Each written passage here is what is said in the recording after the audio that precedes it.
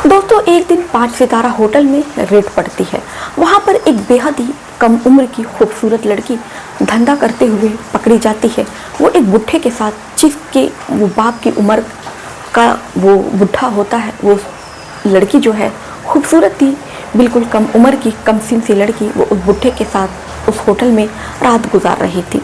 वो तभी वहाँ पर अचानक जो है किसी के द्वारा वहाँ पे खबर मिलती है कि इस होटल में ये गलत काम होता है। फिर पुलिस जो है वहाँ पर दबिश डालती है, सारे लोगों को गिरफ्तार करती है और लड़की को भी थाने में लेकर आती है। अब लड़की जब पकड़ी जाती है दोस्तों, फिर उसके बाद से जो पुलिस वाले होते हैं लड़की से ज़बरदस्ती उसके पिता का नंबर लेते हैं। उसके बाद से लड़की जो है दोस्तों, वो पुलिस वाले से ये कहती है कि सर अब मेरे साथ जो भी कुछ करना चाहो फ्री ऑफ कॉस्ट कर लो, मैं आपसे 1 रुपये नहीं लूँगी, लेकिन सर मेरे पापा को आप फ़ोन मत कीजिए। अब पुलिस वाले लड़की को 2 तमाचा मारते हैं और उसके बाद से कहते हैं कि तूने मुझे क्या अपने जैसा समझ रखा है? अरे मैं तो शरीफ घर से हूँ। लड़की सर झुका कर कहती है, साहब मैं भी शरीफ घर से हूँ, लेकिन कुछ मजबूरियों ने मुझे यहाँ लाकर ढकेल दिया है। फिर वो पुलिस वाले से कहती है कि ठीक है, मैं आपको अपने पिता का नंबर जो है वो दे दूँगी, लेकिन सर नंबर देने से पहले आप बेशक मेरे पिता को फ़ोन कर दीजिएगा, लेकिन मेरे पिता को फ़ोन करने से पहले सर मेरी कहानी है एक बार आप सुन लीजिए। मेरी कहानी सुनने के बाद आप फैसला कीजिएगा कि आपको मेरे पिता को फ़ोन करना चाहिए कि नहीं करना चाहिए, क्योंकि मुझे लगता है कि अगर आपके अंदर थोड़ी सी भी इंसानियत होगी तो आप मेरे पिता को फ़ोन नहीं करेंगे। अब उसके बाद से पुलिस वाला जो होता है बड़ी हैरानी से लड़के की ओर देखता है। लड़की बहुत मासूम है, खूबसूरत सी है, लड़की बहुत डरी हुई है, लड़की एकदम भोली सी है।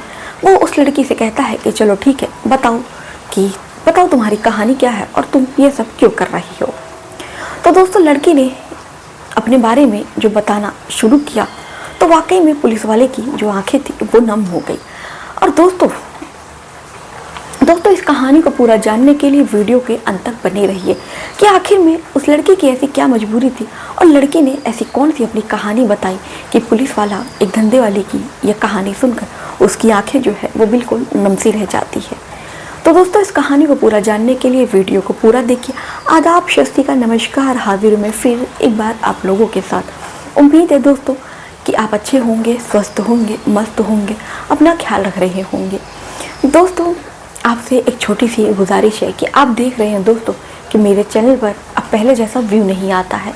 चैनल तो मोनेटाइज है, चैनल को मोनेटाइज हुए दोस्तों 2 साल हो चुका है, लेकिन अभी तक यूट्यूब से मुझे एक फूटी कौड़ी भी नहीं मिली है।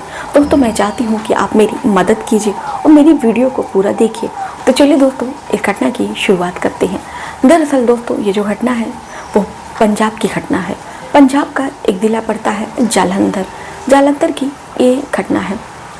जालंधर की रहने वाली अंजलि जो बहुत ही कम उम्र में जो अपनी माँ को खो देती है। माँ के जाने के बाद जो अंजलि थी उसके ऊपर अपने परिवार की जिम्मेदारी आ गई थी। माँ के जाने के बाद से, पत्नी के चले जाने के बाद से जो अंजलि के पिता थे जिसका नाम राम मनोहर होता है, राम मनोहर बहुत टूट जाते हैं।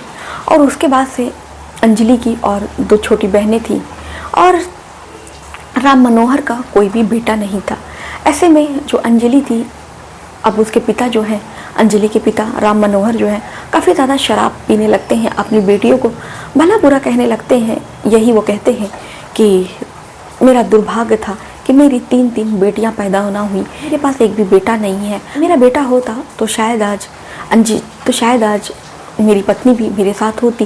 ये 3 कलमूल ही बेटियों का मैं क्या करूँगा। अब तो मेरी पत्नी भी चली गई है मुझे अकेला छोड़कर। काफ़ी ज़्यादा वो परेशान रहने लगे थे राम मनोहर, और इसी में टेंशन के चलते वो दिन रात शराब का सेवन किया करते। शराब पी कर आते, घर में कुछ खाने को नहीं रहता, कुछ खाने को मांगते तो बेटियां अपने पिता से कहती कि पिताजी घर में कुछ खाने को नहीं था, इसीलिए मैंने कुछ बनाया नहीं है। अब राम मनोहर कुछ भी अपनी बेटियों की बात नहीं सुनते।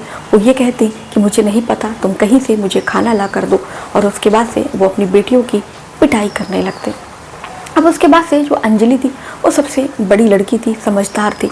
अब अंजलि अपने घर के ये सब हालात देख रही थी। अपनी वो 2 छोटी बहनों को भूखा हुआ तड़पता हुआ देखती है तो कुछ नहीं समझ में आता है कि वो क्या करे। अंजलि जो है वो इंटर में पढ़ रही थी, इंटर की वो परीक्षा देने वाली थी। अब अंजलि जो है इसी तरह महीना गुजरता है। इधर राम मनोहर का जो परिवार है भूखों पड़ा रहता है। इसी तरह कुछ गांव पड़ोस के लोग जो हैं इनकी मदद कर दिया करते, कहीं कोई कुछ इनको कभी आलू दे देता, कभी कोई कुछ उनको चावल दे देता। तो इसी तरह अंजलि जो है वो कहीं कुछ बना लिया करती। इसी तरह आधा पेट खा के वो अपनी ज़िंदगी इसी तरह गुजार रहे थे। एक दिन अंजलि को ये समझ में आता है कि इस तरह तो किसी के दिए हुए अनाज पे तो उन लोगों की ज़िंदगी तो नहीं चलेगी, उनका परिवार जो है वो इस तरह तो नहीं चलेगा। अंजलि फिर फैसला करती है कि वो दूसरों के घर में जाकर बर्तन धोएगी। अब अंजलि जो है फिर वो दूसरों के घरों में जाकर बर्तन धोने का काम करने लगती है। उससे जो उसको पैसे मिलते वो उससे अपना खर्चा चलाती। लेकिन फिर भी अंजलि जो है इतनी मेहनत करती है। फिर अंजलि की इंटर की परीक्षा आती है। पैसे की तंगी होने के कारण से, पैसे ना भरने के कारण अंजलि जो है इंटर की परीक्षा नहीं दे पाती है। फिर वो फैसला करती है कि ठीक है वो तो नहीं पढ़ पाएगी पैसे के कारण, लेकिन वो अपनी 2 छोटी बहनों को बहुत ज़्यादा पढ़ाएगी और इसके लिए उसे जो भी कुछ करना पड़ेगा वो कुछ भी करेगी।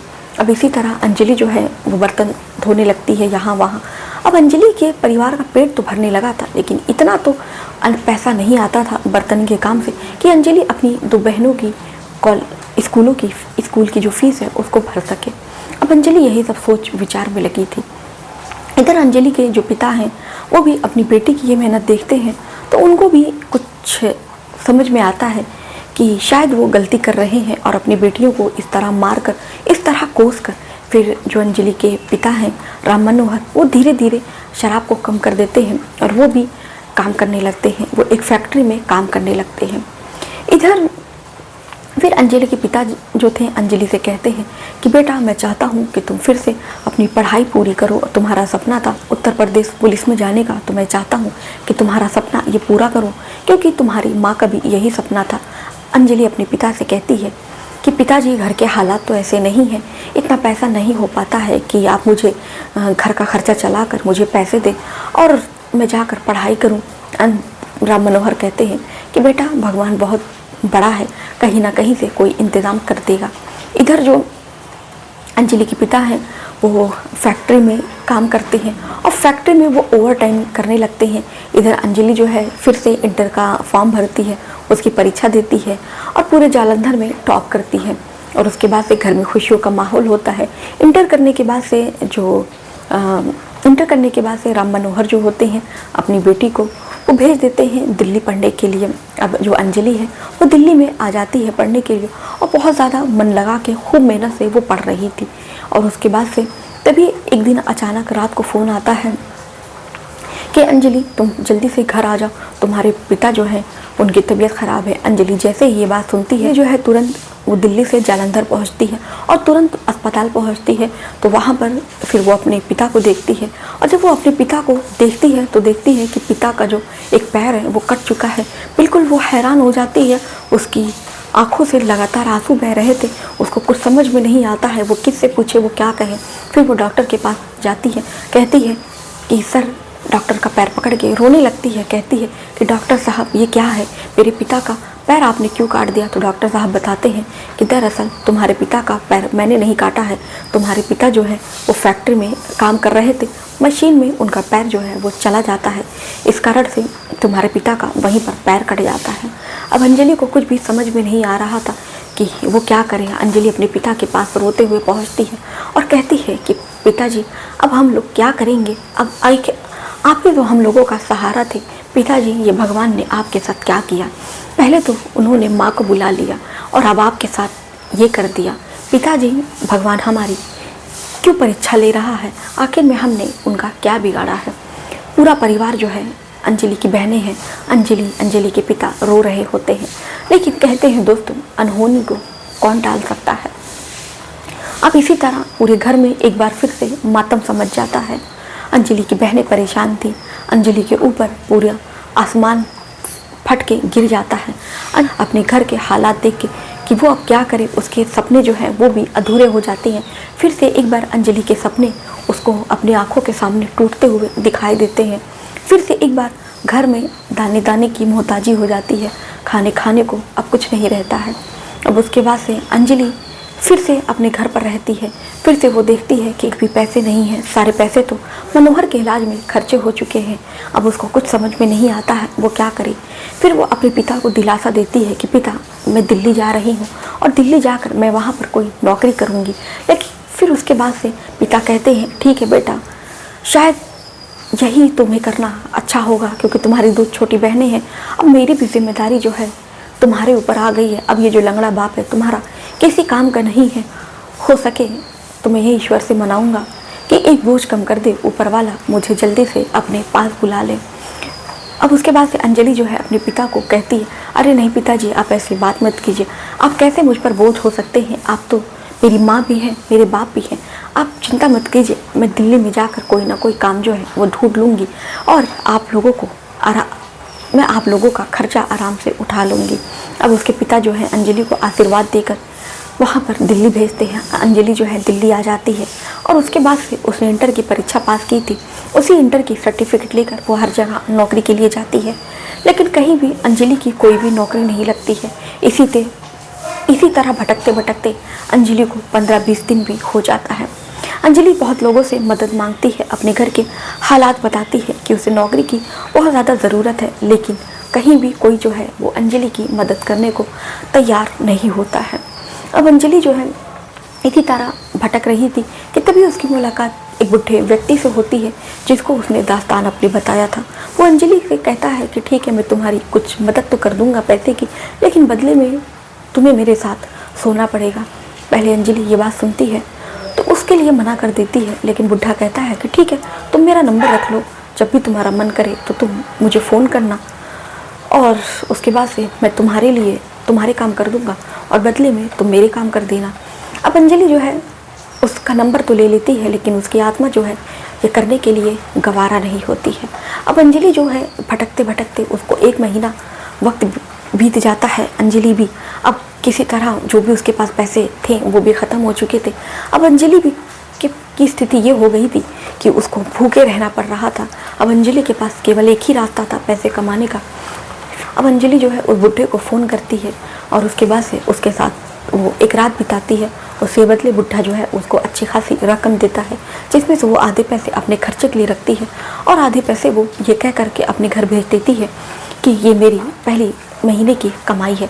घर वाले भी बहुत ज़्यादा खुश होते हैं, उनको एक खुशी की उम्मीद की किरण दिखती है। अब उसके बाद से जब अंजलि जो है अपने घर वालों की ये बात सुनती है कि घर वाले बहुत ज़्यादा खुश हैं और बहुत अच्छे से हैं और अच्छा खा रहे हैं, पी रहे हैं, जो है फिर इसी काम को वो अपना बिजनेस बना लेती है और वो फिर ऐसे ही धंधा करने लगती है और धंधे में आ जाती है। अंजलि दिखने में खूबसूरत थी, ऐसे में बहुत सारे जो लोग हैं अंजलि को अच्छी कीमत देकर उसको अपने यहाँ बुलाते, कहीं उसे कोई होटल में बुलाता, कहीं उसे अपने कोई घर पे बुलाता। अंजलि इसी तरह एक साधारण सी लड़की जो है वो एक धंधे वाली बन जाती है।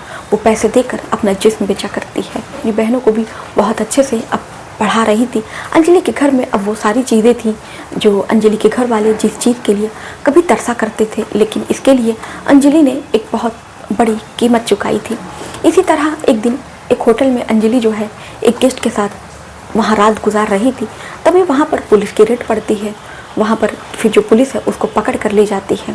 फिर उसके बाद से अंजलि जो है वो अपना सच जो है अपने पिता के सामने नहीं चाहती थी कि उसका सच जो है ये उसके सामने आए, क्योंकि उसके घर वालों ने बहुत बड़ी बड़ी मुसीबतें देखी हैं। अगर अंजलि के पिता को ये पता चलता कि अंजलि एक धंधे वाली है, इस तरह वो बाहर रह कर पैसे कमाती है, तो अंजलि के पिता वो शायद ये सदमा बर्दाश्त न कर पाते और वो फांसी लगा लेते या हार्ट अटैक से वो मर जाते या कभी भी वो अपनी बेटी से नज़र नहीं मिला पाते।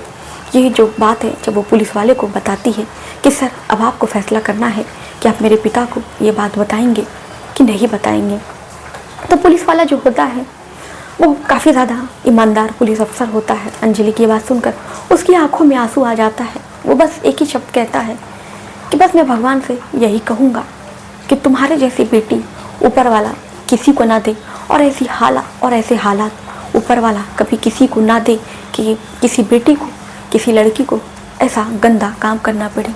बेटी मैं तुम्हारी तो कोई मदद नहीं कर सकता, क्योंकि तुमने खुद अपनी किस्मत चुन ली है तो जाओ तुम ये करो, लेकिन फिर भी तुम अपनी बहनों को खूब ज़्यादा पढ़ाना, ताकि आइंदा कोई लड़की ये काम ना करे। तुम्हारी बहनें जो है वो पढ़ लिख कर कुछ काम करने लगेंगी, कुछ अच्छे नौकरी पा जाएंगी, तो शायद तुमको भी यह काम नहीं करना पड़ेगा। दोस्तों, ये थी आज की सच्ची घटना। अपनी राय जो है इस कहानी पर कमेंट करके ज़रूर बताइएगा कि क्या अंजलि ने सही किया, अंजलि ने जो रास्ता चुना क्या वो सही था, या अंजलि चाहती तो कोई और कदम उठा सकती थी। आपकी राय जो है अपनी राय कमेंट में करके ज़रूर बताइएगा। मिलते हैं फिर इसी समय पर एक नई कहानी के साथ, एक सच्ची घटना के साथ।